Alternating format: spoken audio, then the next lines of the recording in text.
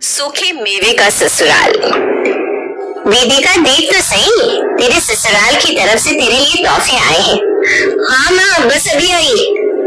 देखिए तो जरा कितना कुछ भेजा है उन लोगों ने। अरे इतना बड़ा खानदान, अच्छे अच्छे तोहफे भेजेंगे ना अपनी बहू को। हाँ माँ, बताइए क्या हुआ। अरे देख तो सही, तेरे ससुराल वालों ने तेरे लिए कितने तोहफे भेजे हैं। अच्छा, लाओ मैं खोल कर देखती हूँ इसमें क्या है। हाँ हाँ, खोल खोल, तेरे ही है सारे तोहफे। वेदिका का रिश्ता हाल ही में तय हुआ था अरमान के साथ। अरमान और वेदिका दोनों कॉलेज में साथ में पढ़ते थे और दोनों को एक दूसरे से प्यार हो गया। अरमान का परिवार काफी अमीर और बड़ा है, जबकि वेदिका सिंपल परिवार से है। लेकिन अरमान के परिवार ने वेदिका को खुले दिल से अपनाया था। इसमें है काजू और इस वाले डिब्बे में बादाम और इसमें पिस्ता है। इस वाले डब्बे को खोल करके इसमें क्या है, खाला। इसमें सूखे मेवे की मिठाई है। देखो तो जरा कितना सारा सूखा मेवा भेजा है उन्होंने। उन्हें तुम्हारी कितनी फिक्र है कि तुम सूखे मेवे खाओ और तंदुरुस्त रहो। जी पापा, ये बात तो सही है। और कुछ अनाप शनाप भेजने से तो सूखे मेवे देना सबसे अच्छा रहता है। हमें तो बहुत खुशी है कि तुम्हारा रिश्ता इतने अच्छे परिवार में हुआ है।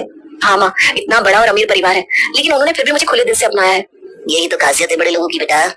अरमान भी ना बहुत ही सुलझा हुआ और अच्छा लड़का है। हाँ बेटा, शादी के बाद तुम भी कोशिश करना कि उन सबको खुश रख पाओ। जी पापा। अभी तो देखना, शादी भी कितने धूमधाम से करते हैं। हाँ वो तो है, शादी में हमारे सारे रिश्तेदार बहुत ही ज्यादा खुश हो जाएंगे। वेदिका और उसका परिवार शादी को लेकर काफी खुश था, क्योंकि महेश्वरी परिवार शादी की तैयारियां बड़े धूमधाम से कर रहे थे। शादी के पहले लड़की वालों का स्वागत सूखे मेवे से किया गया, जिससे सारे रिश्तेदार उनकी तारीफ करने लगे थे। अरमान के परिवार ने सबका स्वागत सूखे मेवे से किया है, सब बड़े खुश हो रहे थे। अरे ये देखो, अरमान का परिवार आया है। नमस्ते बहन जी, आपका स्वागत अच्छा तो लगा ना? ये भी कोई खुशी की बात है बहन जी, आपने सूखे मेवों के साथ सबका स्वागत किया है, सब लोग बहुत ही ज्यादा खुश है। आंटी जी, हमने वेदिका के लिए ये चुनरी बनवाई है फेरों के वक्त पहनने के लिए। ये भी हमने सूखे मेवे से ही बनवाई है। ये देखिए, इसमें काजू बादाम पिस्ता सब कुछ लगवाया है। हमारी वेदिका बहुत खुश नसीब है जो उसकी शादी इतने अच्छे परिवार में होने जा रही है। अरे बहन जी, आप बिल्कुल चिंता मत कीजिए, हमारे परिवार में वेदिका को किसी चीज की कोई कमी नहीं होगी, आप बेफिक्र रहेंगी। हाँ आंटी जी, वेदिका महेश्वरी खानदान की बहू है, आप तो उसकी फिक्र छोड़ ही दीजिए। जी जी जी, आइए आइए, आप वेदिका को ये चुनरी पहना दीजिए। चुनरी को देखकर वेदिका तो हैरान सी हो गई थी कि चुनरी में कौन सूखे मेवे डलवाता है। उसने अरमान से इस बारे में बात की। अरमान, ये सूखे मेवे की चुनरी क्यों बनवाई है तुम्हारे परिवार में? अरे मैंने तुम्हें नहीं बताया था, मेरे परिवार को हमेशा से यही लगता है कि सूखे मेवे से ही उनकी शान है, इसलिए वो हर चीज में सूखे मेवे शामिल कर ही देते हैं। शादी के बाद तुम इस बात का ख्याल रखना कि ये जो सूखे मेवे है तुम सब में डालो। हाँ, लेकिन जरूरी है क्या कि परिवार तो ऐसा ही है, इसलिए तुम्हें शादी के बाद कोई ताना ना दे, इसलिए तुम भी इसी चीज को आगे बढ़ाना। और क्या, एक तो ये चुनरी इतनी भारी हो गई है इन काजू बादाम की वजह से, मुझसे तो सर पे भी नहीं रखी जा रही है। एक काम करो, कुछ काजू बादाम खा लो, हल्की हो जाएगी चुनरी। हाँ, तो तुम्हें क्यों नहीं खा लेते? तुम्हें तो आदत होगी ना। वाह, अभी से पति को ताने देना शुरू। हाँ, अब क्या करें, तुम भी तो मेरे सूखे मेवे के ससुराल का हिस्सा हो ना।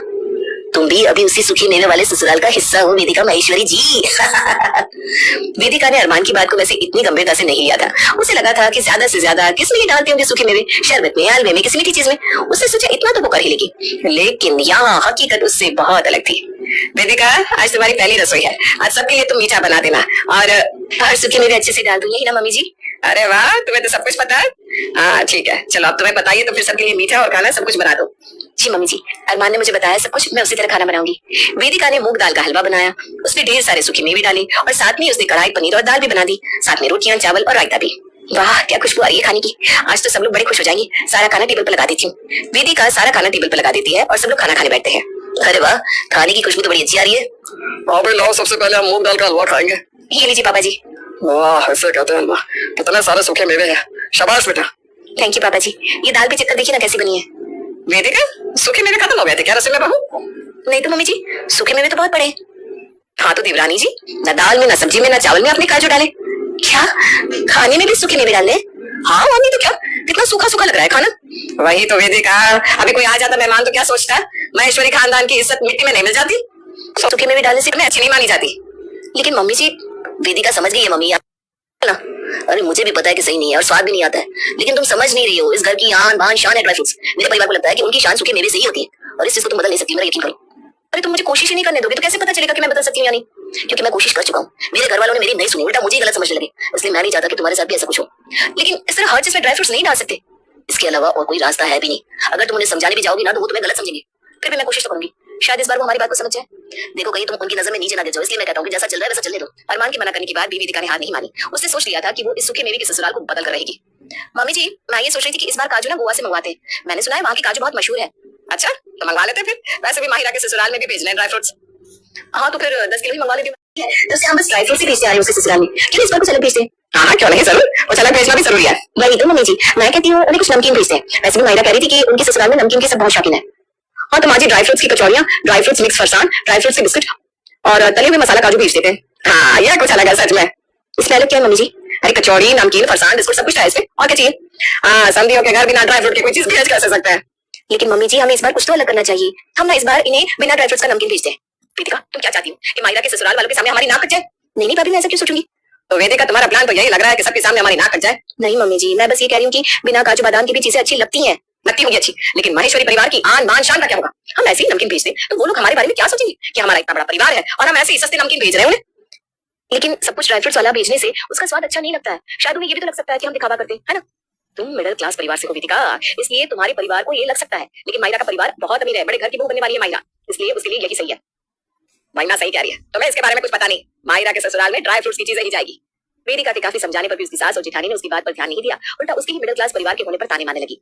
माहिरा की शादी की तैयारियां बड़ी जोर शोर से चल रही थी और माहेश्वरी परिवार शादी के खाने का मेन्यू तय करने में लगा हुआ था।